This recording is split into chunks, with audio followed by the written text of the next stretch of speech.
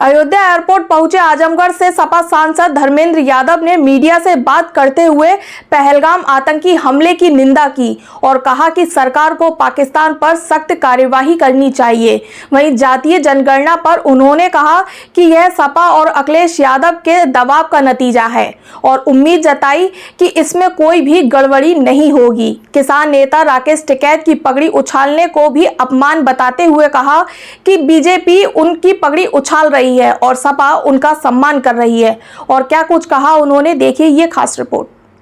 आजमगढ़ से समाजवादी पार्टी के सांसद धर्मेंद्र यादव अमेठी दौरे के बाद दिल्ली रवाना होने के लिए अयोध्या एयरपोर्ट पहुंचे, जहां मीडिया से बातचीत के दौरान उन्होंने कई मुद्दों पर प्रतिक्रिया दी। वहीं पहलगाम में हुए आतंकी हमले पर बोलते हुए उन्होंने कहा कि यह बहुत दुखद घटना है और समाजवादी पार्टी समेत पूरा देश सरकार के साथ खड़ा है। उन्होंने मांग की कि सरकार पाकिस्तान के खिलाफ कठोरतम कार्यवाही करे। साथ ही जातीय जनगणना को लेकर उन्होंने कहा कि यह केंद्र सरकार की घोषणा समाजवादी पार्टी और पीडीए की एकता तथा अखिलेश यादव के प्रभावशाली नेतृत्व के दबाव का नतीजा है। उन्होंने जनगणना का समर्थन करते हुए उम्मीद जताई कि इसमें किसी भी प्रकार की हेराफेरी नहीं होगी। वहीं राकेश टिकैत की पगड़ी उछालने की घटना पर धर्मेंद्र यादव ने कहा कि यह न सिर्फ केवल टिकैत बल्कि पूरे किसान परिवार का अपमान है। उन्होंने कहा कि यहाँ बीजेपी पगड़ी उछाल रही है, वहीं समाजवादी पार्टी के कार्यकर्ता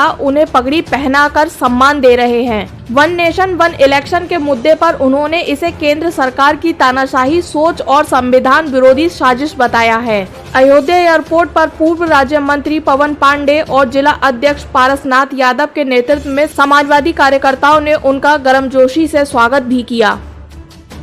उसके बारे में आदरणीय राष्ट्रीय अध्यक्ष जी ने लगातार कहा, ये घटना मैं समझता हूँ जितनी निंदा की जाए उतनी कम है और समाजवादी पार्टी ही नहीं बल्कि पूरे देश के लोग एक हैं आज और सभी लोग चाहते हैं कि कठोरतम कार्रवाई हो।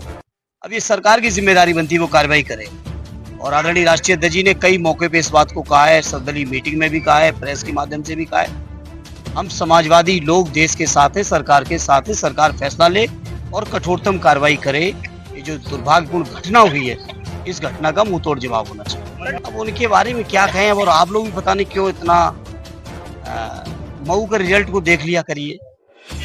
और जहां तक जाति जनगणना का सवाल है तो ये जनगणना जब सद्य नेताजी सद्य शरद जी आदरणीय लालू जी ने किस समय शुरू की थी, हम लोग को भी मौका मिला था सदन में उन लोगों की बातों को सुनने का। लगातार समाजवादियों की मांग रही है और समाजवादियों की जो एकता है, पीडीए की जो एकता है, आदरणीय अखिलेश यादव जी का जो शानदार नेतृत्व और जिस नेतृत्व पे भरोसा है पीडीए को, उसके दबाव में जाके प्रधानमंत्री जी ने और केंद्र की सरकार ने घोषणा की है।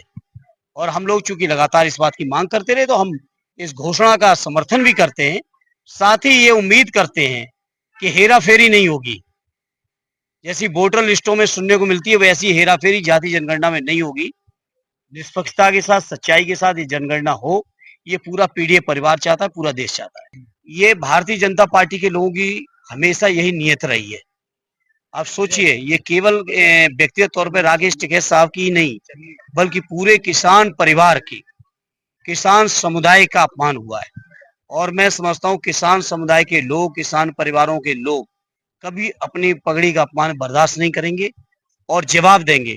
जहां बीजेपी के लोग राकेश टिकैत जी की पगड़ी उछाल रहे हैं, वहीं समाजवादी लोग जाके पगड़ी पहना के और उनका सम्मान करने का भी काम कर रहे हैं। इस बात को पूरे देश और प्रदेश के लोग देख रहे हैं।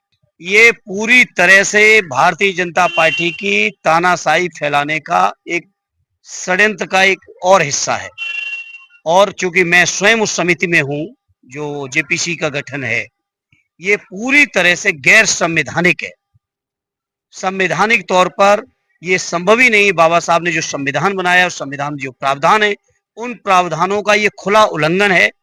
प्रांतों के जो हक, अधिकार, स्वायत्तता है, उसके ऊपर पूरी तरह से कुठाराघात है। और जो तर्क दिए जा रहे हैं वन नेशन वन इलेक्शन के, कोई तर्क वाजिब नहीं है। ऐसी ही तमाम बड़ी खबरों को देखने के लिए बने रहिए मेरे साथ और देखते रहिए AKT न्यूज।